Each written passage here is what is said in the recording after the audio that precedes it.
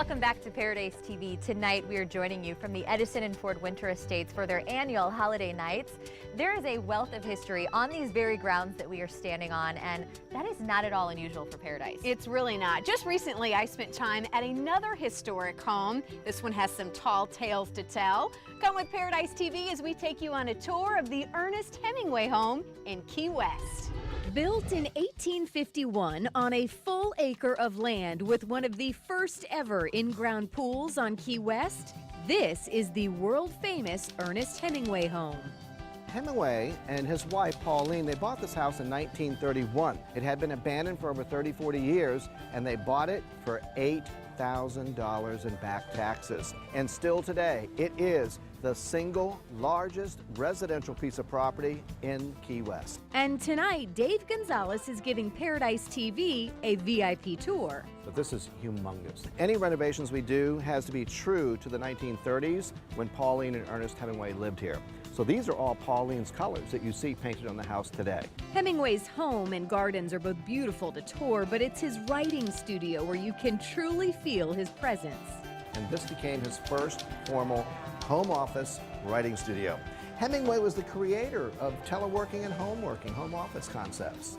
But the grand prize is his original Royal portable typewriter. Now, he wrote many novels. He wrote 70% of his lifetime works right here in this studio. He had a famous quote about this typewriter. You want to hear it? Yes. He said this was the worst typewriter ever made because it misspelled so many words. To think this is the very spot where Hemingway wrote Death in the Afternoon and To Have and Have Not. I have been inspired. I'm sitting here in Hemingway's writing studio, and this is where I'm going to write next week's story for Paradise TV. Proving the Hemingway home is a writer's paradise, too. By the way, when touring the Hemingway home, you may make some new friends because there are a ton of cats that call the historic grounds home. And we are not talking any cats. Nope. These cats have 6 toes and they number in the dozens.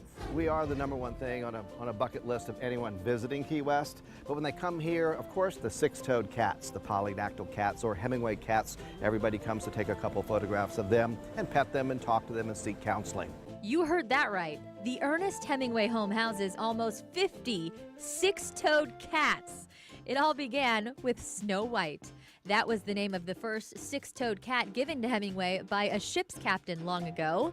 Now some of the cats who still live on the grounds are actually descendants of that original cat. Now that is one way to celebrate a feline. And speaking of celebrations,